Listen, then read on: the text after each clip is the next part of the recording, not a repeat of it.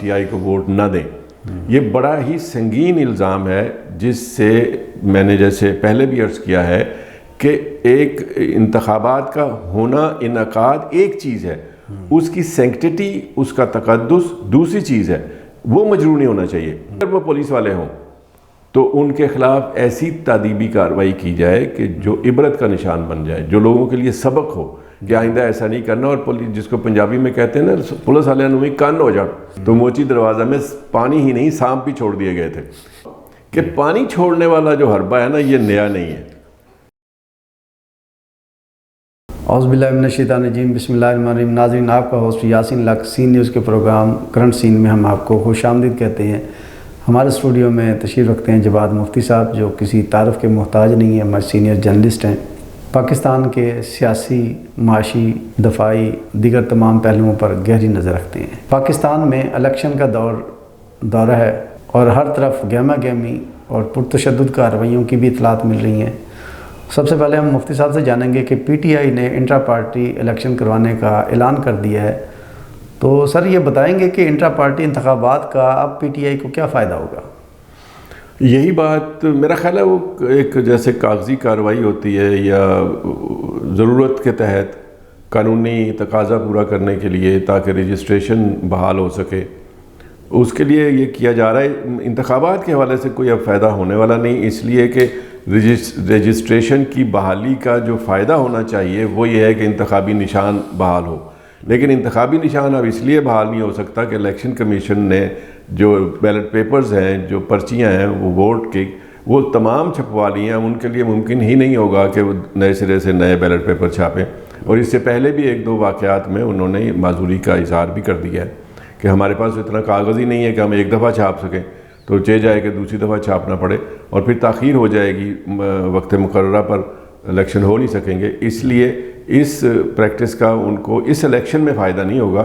البتہ یہ ہے کہ وہ ایک لیگل پاکستان کی پولیٹیکل پارٹی کے طور پر الیکشن کمیشن میں رجسٹر ہو جائے گی۔ آئندہ کوئی بائی الیکشن، ضمنی الیکشن کوئی ہو رہے ہوں گے تو ان کو ان کا انتخابی نشان مل جائے گا۔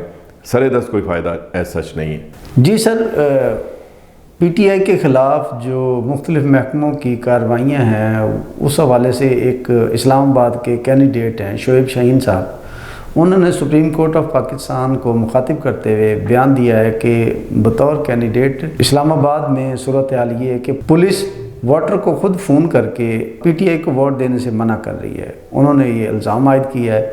اس الزام کی روشنی میں انہوں نے مثال دی کہ اگر اسلام آباد کی کیپٹل ہے ہمارے پاکستان کا، ملک کا، اگر اس کی یہ صورتحال ہے تو پاکستان کے دیہی دیگر چھوٹے شہروں میں کیا صورتحال ہوگی؟ تو اس پر آپ روشنی ڈالیں گے؟ شعیب شاہین صاحب بہت بڑے وکیل ہیں، جی بالکل، اور بڑے چوٹی کے وکیل ہیں، وفاقی دارالحکومت میں ہوتے ہیں، اور ان کا مقام پی ٹی آئی میں بہت اعلیٰ ہے۔ ان کی تمام تر جو قانونی جنگ ہے وہ ان کی قیادت میں لڑی جا رہی ہے، اور وہ ایک طرح سے اسپوکس مین بھی ہیں پی ٹی آئی کے، اور ترجمان کے طور پر وہ بڑے تیز ترار قسم کے بیانات بھی دیتے ہیں۔ اب وہ خود چونکہ کینڈیڈیٹ ہیں، ان کو جن مشکلات کا سامنا ہے وہ اس کا اظہار کر رہے ہیں، لیکن اس کو ایک کاؤنٹر چیک بھی ہونا چاہیے کہ وہ جو شکایت کر رہے ہیں وہ باضابطہ طور پر الیکشن کمیشن میں درج کرائی جائے، اور الیکشن کمیشن اس کی تحقیقات کرائے، اور وہ پوائنٹ آؤٹ ہو کہ کون سے پولیس آفیسر نے یا کس تھانے سے ان کو ٹیلی فون گئے ہیں ووٹرز کو کہ جی آپ شعیب شاہین صاحب کو یا پی ٹی آئی کو ووٹ نہ دیں۔ یہ بڑا ہی سنگین الزام ہے، جس سے میں نے جیسے پہلے بھی عرض کیا ہے کہ ایک انتخابات کا ہونا، انعقاد ایک چیز ہے، اس کی سینکٹیٹی، اس کا تقدس دوسری چیز ہے، وہ مجروح نہیں ہونا چاہیے، اور وہ مجروح ہو گیا تو اعتماد ختم ہو جائے گا، اعتبار اٹھ جائے گا ووٹنگ کے اوپر، رائے دہندگی کے اوپر۔ اس لیے یہ بات بہت ضروری ہے ان انتخابات کے لیے ہی نہیں، آئندہ بھی آنے والے انتخابات کے حوالے سے کہ اس شکایت کو باقاعدہ درج کیا جائے، ان سے یہ پتہ کیا جائے کہ ظاہر ہے وہ ریکارڈ میں آ جاتے ہیں کہ کہاں سے کال آئی ہے، ان نمبروں پہ ٹریس کیا جائے کہ کون سے پولیس والے، اور اگر وہ پولیس والے ہوں تو ان کے خلاف ایسی تادیبی کارروائی کی جائے کہ جو عبرت کا نشان بن جائے، جو لوگوں کے لیے سبق ہو کہ آئندہ ایسا نہیں کرنا، اور پولیس، جس کو پنجابی میں کہتے ہیں نا، پولیس والے نویں کان ہو جان کہ آئندہ نہیں ایسی حرکت کرنی کسی بھی کینڈیڈیٹ کے خلاف یا کسی پارٹی کے خلاف رائے عامہ کو ہموار کرنا یا دباؤ میں آنا یا ان کو اس طرح کوئی دھمکی دینا، تو یہ بہت ہی سنگین الزام ہے۔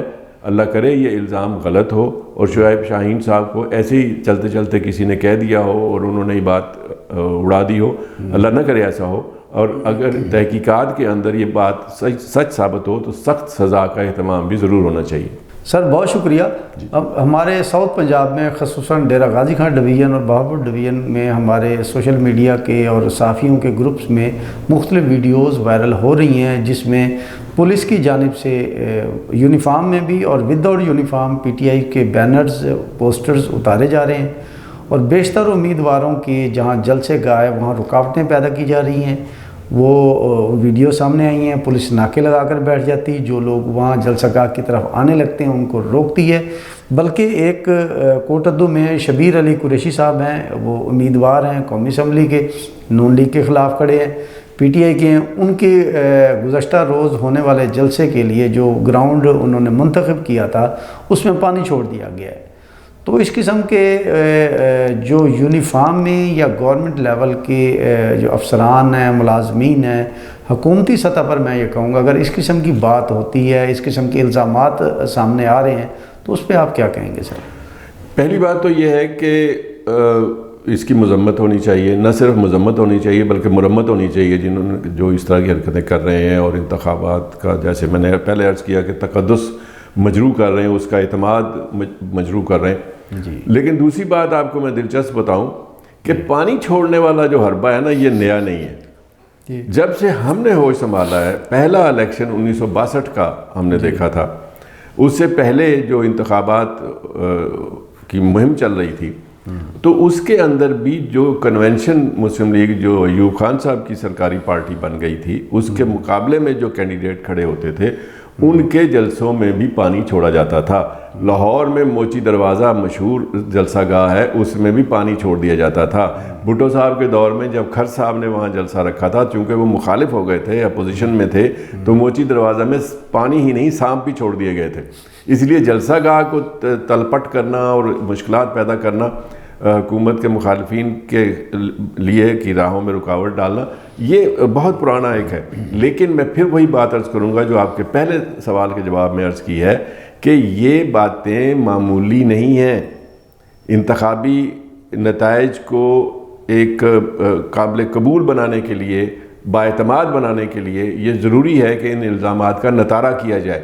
یہ بھی ہو سکتا ہے کہ لوگ برصغیر تذکرہ یا اپنا آپ کو اجاگر کرنے کے لیے غلط قسم کے الزامات لگا دیں، لیکن میں پھر عرض کروں گا کہ ان کی تحقیق ضرور ہونی چاہیے، ان کی تحقیقات کے بعد فیصلہ ہونا چاہیے، اور پھر اگر واقعی کوئی ذمہ دار نکلے کہ کسی نے دانستہ طور پر رکاوٹیں کھڑی کی ہیں، راستہ روکا ہے یا جلسہ گاہ میں کوئی اس طرح کی صورتحال پیدا کر دی ہے جیسے پانی چھوڑنے والی، تو پھر ان ذمہ داروں کو نہ بخشا جائے۔ اور پھر یہ ایک اور بات، اگر اسلامی نقطہ نظر سے آپ سوچیں، اور بلکہ پاکستان کا قانون لا آف دی لینڈ جسے کہتے ہیں، وہ بھی یہ کہتا ہے کہ اگر الزام غلط ثابت ہو، آپ کسی کے اوپر ایلیگیشن لگائیں اور وہ الزام غلط ثابت ہو، تو اس الزام کی جو سزا ہے پھر وہ غلط الزام لگانے والے کو ملنی چاہیے۔ جی بالکل، تو اس طرح تاکہ لوگ جھوٹ موٹ کر کے اپنے نمبر ٹانگنے کی کوشش نہ کریں۔ جی بہت شکریہ سر۔ اگر گورنمنٹ ہی یا سرکاری افسران ہی اس قسم کی کارروائیوں میں ملوث ہو جائیں تو انصاف کس سے ملے گا اور داد رسی کون کرے گا؟ مظلوم عوام ہوئی، اور تو پھر کس طرف جائیں؟ کورٹس بھی آج کل جو صورتحال ہے وہاں بھی کوئی خاص، لیکن اگر آپ یہ کہہ دیں گے کہ کورٹس بالکل ہی بے اثر ہیں، ان میں یا انصاف نہیں ملتا یا وہ میرٹ پہ کام نہیں کر رہی، تو پھر تو سارا نظام تلپٹ ہو جائے گا۔ پھر تو کسی کو، ابھی تک ہماری عدلیہ کے اوپر، بلکہ اعلیٰ عدلیہ کے اوپر لوگوں کا یقین موجود ہے۔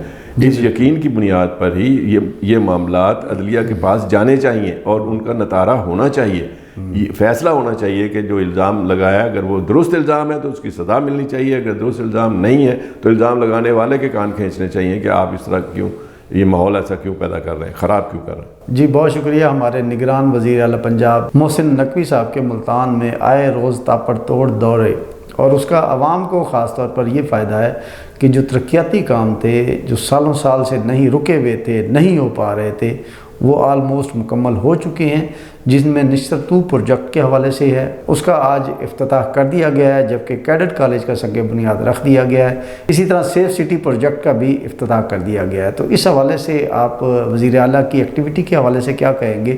کیا ان کو مستقل کر دیا جائے یا وزیر اعظم شپ دے دی جائے؟ اس میں کوئی شک نہیں کہ محسن نقوی صاحب نے غیر متوقع طور پر کارکردگی کا مظاہرہ کیا ہے۔ آپ کو یاد ہوگا کہ کسی زمانے میں میاں شہباز شریف صاحب کے بارے میں کہا جاتا تھا کہ جب وہ وزیر اعلیٰ پنجاب تھے جی بالکل، کہ وہ اتنی تیز رفتاری سے کام کرتے ہیں، اتنے ترقیاتی پروجیکٹس کے اوپر وہ ان کے کام مکمل کراتے ہیں کہ ان کا نام شہباز سپیڈ رکھ دیا گیا۔ جی بالکل، یہ مثال بنا دی گئی کہ جی فلاں کام جو ہے شہباز سپیڈ سے ہونا چاہیے۔ اب وہ دور بدلا ہے تو اب لوگ محسن سپیڈ کہنا شروع کر دیے۔ یہ توقع نہیں تھی کہ نگران وزیر اعلیٰ سے کہ وہ اتنی تیز رفتاری سے کام کرائیں گے، ترقیاتی کاموں کو آگے لے کے بڑھیں گے۔ جہاں تک دوسری بات آپ کہہ رہے ہیں کہ جی ان کو مستقل کر دیا جائے یا وزیر اعظم بنا دیا جائے، تو اس میں 2-3 باتیں ایسی ہیں جو قابل غور ہیں۔ پہلی بات تو یہ ہے کہ مستقل نہیں کیا جا سکتا آئینی طور پر، قانونی طور پر۔ ان کا دور الیکشن کے ساتھ ہی ختم ہو جائے گا۔ نیا چیف منسٹر جب منتخب ہوگا تو انہیں سبکدوش ہونا ہے، خود بخود گھر چلے جائیں گے۔ یہ پاسبل ہی نہیں ہے کہ آپ انتخابات، اور وہ انتخابات میں امیدوار نہیں ہیں، نہ وہ ہو سکتے تھے، نہ نگران کوئی وزیر یا وزیر اعلیٰ الیکشن لڑ سکتا ہے، تو اس لیے ان کو مستقل کرنے کا تو کوئی فی الحال سوال نہیں ہے۔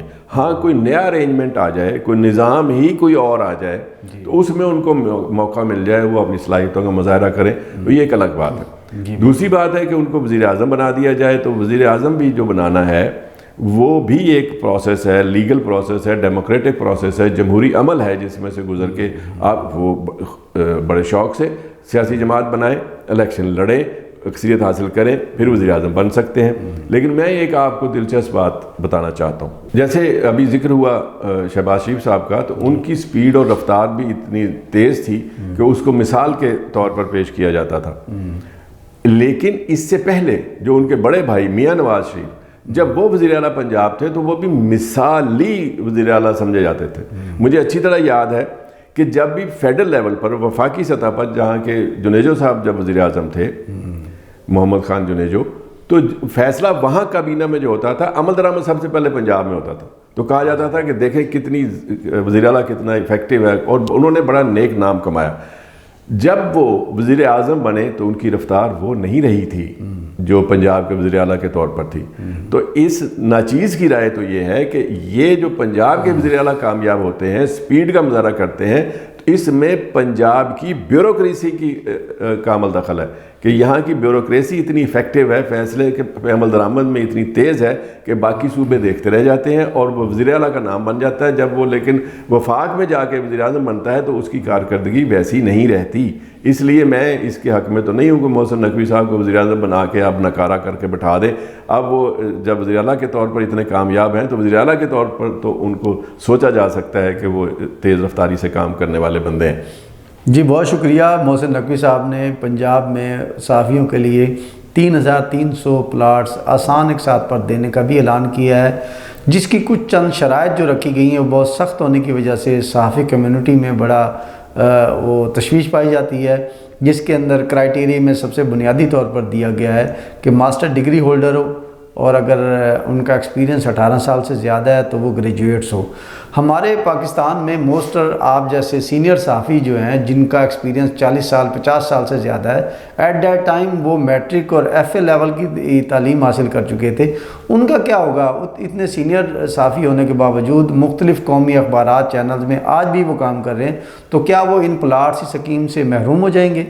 یہ میں اس کا براہ راست جواب دینے سے پہلے میں یہ کہنا چاہوں گا کہ جو پچھلے سوال کے جواب میں نے محسن نقوی صاحب کے حوالے سے عرض کیا ہے، جی، تو ملتان کے اندر جن پروجیکٹس کا انہوں نے افتتاح کیا ہے یا سنگ بنیاد رکھا ہے، اس کا خیر مقدم کیا جانا چاہیے۔ جی ملتان کے اندر کیڈٹ کالج بہت ضرورت تھی، ملتان کے اندر نشتر 2 کی بہت سخت ضرورت تھی۔ یہ الگ بات ہے کہ اس کی بنیاد یا اس کا آئیڈیا یہ سابق وزیر اعظم سید یوسف زئی گیلانی کے دور میں ہوا، اور انہوں نے یہ طے کیا تھا، اور بعد میں انہوں نے دعویٰ بھی کیا کہ میں نے فنڈز بھی جاری کرائے ہیں۔ تو یہ محسن نقوی صاحب کو خراج تحسین پیش کیا جانا چاہیے، اور یہ ملتان کے شہریوں کو مبارکباد دینی چاہیے کہ ان کے یہ اہم مسائل، اہم پروجیکٹس پایا تکمیل کو پہنچے۔ اب جہاں تک وہ اس کی بات ہے صحافیوں کے لیے پلاٹوں کی، تو جہاں تک میں نے وہ دیکھا ہے تو مجھے تو یوں لگتا ہے کہ شاید وہ محدود ہے لاہور کے اور گرد و نواح کے صحافیوں کے لیے کہ وہاں کے پریس کلب کی ریکمنڈیشن اور فارم بھی وہیں مل رہے ہیں۔ تو تیسری جو آپ نے شرط بتائی ہے اس حوالے سے میں عرض کروں کہ یہ کوئی شک نہیں کہ کسی زمانے میں یہ سمجھا جاتا تھا کہ صحافی تو وہ ہے جو قلم چلانا جانتا ہو، جو خبر بنانا جانتا ہو، جی بالکل، یا ایڈٹ کرنا جانتا ہو، یا سرخی نکالنا جانتا ہو، جو ضروری چیزیں ہیں۔ اس کے لیے میں ڈگری کی کوئی اہمیت یا ضرورت نہیں ہے، لیکن پہلی دفعہ ہماری صحافت کے اندر نوائے وقت کے بانی اور بعد میں ان کے بھائی مجید نظامی مرحوم، انہوں نے صحافت کے اندر ڈگریوں کو لازم قرار دینا شروع کیا۔ پہلے ایف اے کو لازم قرار دیا، پھر انہوں نے بی اے کو لازم قرار دیا، اور ایٹ سٹیج 70 کے عشرے میں تو نہیں کہہ سکتے، 80 کے عشرے میں جا کے انہوں نے بھی یہ کہا کہ ہم نوائے وقت میں اس بندے کو سب ایڈیٹر رکھیں گے یا رپورٹر رکھیں گے کہ جو ایم اے پاس ہوگا۔ تو یہ تجربہ شاید محسن نقوی صاحب ان سے متاثر ہوں کہ جناب اعلیٰ تعلیم یافتہ لوگوں کو، لیکن اگر آپ جا کے تلاش کریں گے ایسے صحافی جو ماسٹرز ڈگری ہوں تو پھر ان کی تعداد بہت کم ہوگی، اور میرا خیال ہے کہ پلاٹوں کی الاٹمنٹ کے لیے قرعہ اندازی کی بھی ضرورت نہیں ہونی، بندے کم ہو جائیں گے اور پلاٹ زیادہ ہو جائیں گے۔ تو اس کو میرا خیال ہے کہ ان کو نظر ثانی کرنی چاہیے اور اس کو حقیقت حال کے مطابق ایک پریکٹیکل صورت نکلنی چاہیے، تاکہ جو صحافی جینون صحافی ہیں جو واقعی کام بھی کرتے ہیں تو ان کے دیگر کرائٹیریاز تو ہونے چاہیے کہ یہ تصدیق ہو کہ وہ کام کرتے ہیں اور فیلڈ میں نظر آتے ہیں یا ڈیسک پہ کام کرتے ہیں یا فوٹوگرافر ہیں۔ انہوں نے اس کالونی کے لیے آپ کو ایک اور پہلو پہ غور نہیں کیا، تو انہوں نے صرف رپورٹرز اور فوٹوگرافرز کے لیے پلاٹ رکھے، اور ان کے لیے بھی انہوں نے تعین کر دیا ہے کہ اس میں نیوز روم کے سب ایڈیٹر شامل ہیں، یہ 3 کیٹیگریز ہیں سر جو میں نے پڑھا تھا اس میں یہ ہے کہ جو رپورٹر ہے اس کے لیے 7 مرلے کا پلاٹ ہے، اور جو فوٹوگرافر ہے اس کے لیے 3 مرلے کا پلاٹ، اس طرح کر کے کچھ چیزیں ہو سکتا ہے انہوں نے امپروو کرتے ہوئے سب ایڈیٹروں کو جگہ ملنی چاہیے تھی بالکل، اور اگر شامل کر دیے گئے تو بہت اچھا کیا ہے۔ اب ڈگریوں کے حوالے سے بھی وہ تھوڑا نظر ثانی کر کے تو اس طرح کی صورتحال کریں کہ جو غریب صحافی کام واقعی کرتے ہیں اور کسی وجہ سے وہ اعلیٰ ڈگریاں حاصل نہیں کر سکے لیکن ان میں صلاحیت موجود ہے، وہ کام کرنا جانتے ہیں، تو اس کے حوالے سے کچھ اس پہ غور ہونا چاہیے۔ اس میں ہمارا جو انفارمیشن ڈپارٹمنٹ ہے وہ بھی اہم کردار ادا کر سکتا ہے، سفارشات مرتب کرے، وزیر اعلیٰ کو پیش کرے۔ جی بالکل، جیسے صحافت میں جدت آئی ہے اس طرح شعبہ جات بھی ڈیفرنٹ ہو گئے، جیسے اب این ایل ای کا شعبہ ہے، اس سے پہلے ماضی میں یہ شعبہ نہیں تھا، اب وہ صحافی جو اسائنمنٹ ایڈیٹرز ہیں، جی اسائنمنٹ ایڈیٹرز ہو گئے، اس قسم کے پوسٹوں، اب ان کو مینشن نہ کرنے کا مطلب ہے وہ ان پلاٹوں سے پھر محروم ہو جائیں گے۔ ظاہر ہے، میں تو عرض کیا نا کہ پہلے جیسے سب ایڈیٹر بھی، پہلے جو لیٹر جاری ہوا تھا اس میں سب ایڈیٹر کا بھی ذکر نہیں تھا، یہ ذکر تھا کہ رپورٹر کے لیے یہ کیٹیگری ہوگی، فوٹوگرافر کے لیے یہ کیٹیگری ہوگی، پھر بعد میں میرا خیال ہے پریس کلب والوں نے کی ہوگی اپروچ اور بتایا ہوگا کہ جناب سب ایڈیٹر تو لازمی حصہ ہے اخبارات کا، تو ان کو شامل کیا جائے۔ اب ان کو مزید آگے الیکٹرانک میڈیا کی طرف جانا چاہیے، اور اس میں جو اسائنمنٹ ایڈیٹرز ہیں، جو این ایل ایز ہیں، ان کو بھی شامل کرنا چاہیے، یہ بڑا ضروری ہے۔ اسی طرح کیمرہ مین جو ہیں وہ فوٹوگرافرز اخبارات میں ہوتے ہیں، کیمرہ مین الیکٹرانک میڈیا میں ہوتے ہیں، تو ان سب کو حق ملنا چاہیے۔ جی بہت شکریہ۔ ایک طرف بلاول بھٹو زرداری صاحب نے ایک اعلان کیا ہے کہ اگر میں وزیر اعظم بنا تو میں تمام سیاسی قیدیوں کو بلا تفریق رہا کرنے کا اعلان کر دوں گا۔ دوسری جانب الیکشن جیسے جیسے قریب آ رہے ہیں، دھماکوں کی، خودکش حملوں کی وہ صورتحال وہ تشویشناک ہوتی جا رہی ہے، تو کیا کہتے ہیں آپ اس پر؟ جہاں تک دھماکوں اور خودکش حملوں کا تعلق ہے تو اس کا کوئی تعلق اپنے بلاول صاحب کے دعوے کے ساتھ ان کا کوئی تعلق نہیں ہے۔ وہ تو مشروط دعویٰ ہے کہ اگر میں وزیر اعظم بن گیا تو اللہ کرے 9 من تیل ہو اور رادھا ناچے، لیکن دعویٰ ان کا بہت اچھا ہے۔ اس سے پہلے جنیجو صاحب جب وزیر اعظم بنے تھے تو انہوں نے بھی آنن فانن ایک دن میں بڑے اعلانات کیے تھے، مثلا انہوں نے مارشاء اللہ اٹھانے کا اعلان کر دیا تھا کہ فلاں تاریخ سے مارشاء اللہ نہیں ہوگا، اور صدر ضیاء الحق صاحب پر انہوں نے واضح کر دیا تھا کہ اگر فلاں تاریخ تک ماشاءاللہ نہیں اٹھے گا تو میں نہیں رہوں گا. تو اور پھر انہوں نے ایک اعلان تو جو سزا گیلانی صاحب نے بھی کیا تھا جس پر عمل درآمد نہیں ہوا تھا، وہ تھا اسٹوڈنٹس یونینز کی بحالی کا اعلان. جی تو نہیں ہو سکا تھا اس پہ عمل درآمد. لیکن یہ جب اعلان کر رہے ہیں تو میرا خیال یہ ہے، امکان یہ ہے کہ اگر وہ اقتدار میں آتے ہیں تو پھر ان کو ایک تفتیشی اور تحقیقی مرحلے سے بھی گزرنا پڑے گا کہ جو سیاسی قیدی ہیں ان پر الزامات کیا ہیں. ان کا جائزہ لینا پڑے گا کہ ایک آدمی سیاست میں ہو تو اس کو قتل کرنے کی اجازت تو نہیں ہو سکتی کہ چونکہ وہ سیاستدان ہے اس لیے اس کو بری کر دیا جائے. تو ایسا نہیں ہوگا. پھر وہ سیاسی معاملات میں جو گرفتار ہوں گے اور وہ سیاستدان ہوں گے ان کی رہائی کا وہ اعلان کر سکتے ہیں، اور پروسیجرز پورا ہونے کے ساتھ ساتھ رہائیاں مل بھی جائیں گی. اور اعلان بہت اچھا ہے، اس پر عمل ہونا چاہیے. سیاسی قیدی نہیں ہونے چاہیے. اور ان کا دعویٰ یہ ہے کہ سندھ میں جہاں ان کی حکومت تھی وہاں کوئی سیاسی قیدی نہیں تھا. یہ ان کا دعویٰ. یہ تو آپ اہل سندھ بتا سکتے ہیں یا سندھ کی سیاسی پارٹیاں بتا سکتی ہیں کہ اس میں کہاں تک صداقت ہے، لیکن اصولی طور پر یہ وعدہ بہت اچھا وعدہ ہے. جی بہت شکریہ. عوام کا رخ بتا رہا ہے کہ شیر کی آمد ہے کہ رن کانپ رہا ہے. جیسے جیسے الیکشن قریب آ رہے ہیں نون لیگ کی طرف جھکاؤ جو ہے گورنمنٹ فیورز کا وہ بڑھتا جا رہا ہے. تو دوسری طرف بجلی، گیس، ایل پی جی اور پیٹرولیم مصنوعات کی قیمتوں میں پے در پے اضافہ، ایک ماہ میں 3 مرتبہ اضافہ.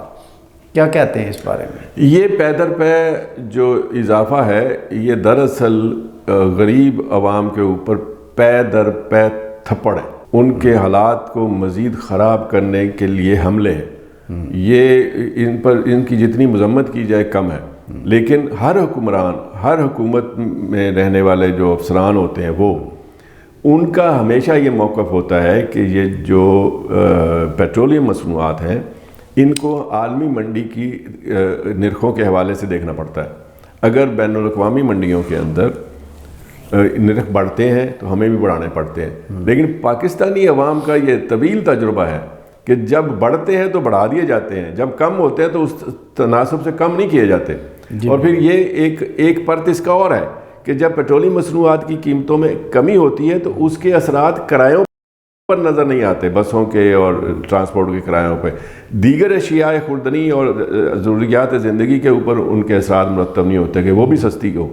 اس لیے یہ بڑا ہی پیچیدہ سا عمل ہے کہ یہ اس کو کیسے کنٹرول کیا جائے اور کس حد تک کنٹرول کیا جا سکتا ہے. اس کے لیے انقلابی سوچ کے لوگ ہی آ سکتے ہیں، وہ آئیں تو اس کے کچھ کریں. لیکن حالات تو بڑے مشکل سے مشکل تر ہوتے چلے جا رہے ہیں.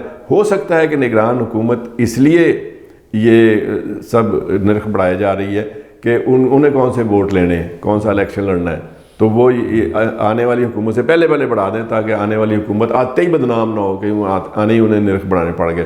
بلکہ یہ بھی لوگوں کا خیال یہ ہے کہ نگران بڑھا رہے ہیں، جو حکومت بنے گی وہ اپنی بیجا کرانے کے لیے، واہ واہ کرانے کے لیے کچھ نرخ کہیں نہ کہیں کم کر دیں گے. تو پھر وہ ہو جائے گا جی کیا بات ہے منتخب حکومت کی. تو اس طرح ہوگا. تو باقی ہم سب جو بھی چھوٹے ہیں بڑے ہیں سب اس سے متاثر ہوتے ہیں. جی بہت شکریہ. ایک طرف تو یہ تاثر قائم کیا جا رہا ہے، بلکہ بہت ساری افواہیں چل رہی ہیں. جو قیمتوں میں اضافہ ہے وہ نون لیگ کی اور شیر کی آمد کے حوالے سے کروایا جا رہا ہے کہ ان کی گورنمنٹ کی آمد سے پہلے آئی ایم ایف کے ساتھ کیے گئے جتنے معاہدے ان پر جلد از جلد نگران گورنمنٹ کی موجودگی میں ہی عمل درآمد کروا دیا جائے، تاکہ نون لیگ کی گورنمنٹ کو اس قسم کے الزامات کا، مہنگائی، قیمتوں میں اضافے کا الزامات کا سامنا نہ کرنا پڑے. اب یہ باتیں، یہ چیزیں کس حد تک حقیقت ہیں، یہ آنے والے وقت سے چیزیں ظاہر ہو جائیں گی، ثابت ہو جائیں گی. اس کے ساتھ ہی آج کے پروگرام کا وقت ختم ہوتا ہے. نیکسٹ پروگرام تک کے لیے ہم آپ سے اجازت چاہتے ہیں. پاکستان زندہ باد.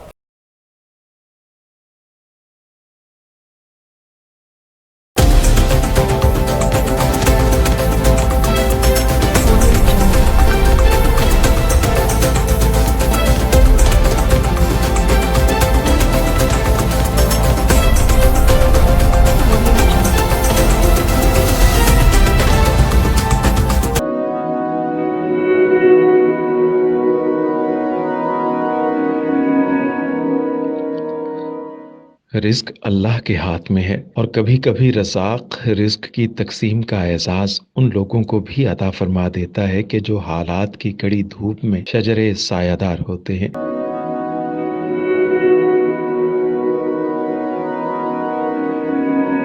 ملتان میں سلطان فاؤنڈیشن کی جانب سے مختلف مقامات پر سینکڑوں افراد کے لیے سلطان دسترخوان سجایا جاتا ہے۔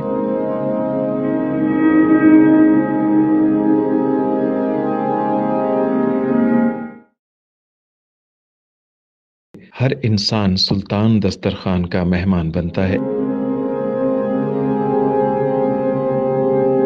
بلا شبہ سلطان فاؤنڈیشن انسانیت کا قابل فخر سرمایہ ہے، اور بھلے ہی ایسے ادارے ہوں یا افراد، وہ غربت و افلاس کے سلگتے صحرا میں احساس کی چھتریاں بنتے ہیں۔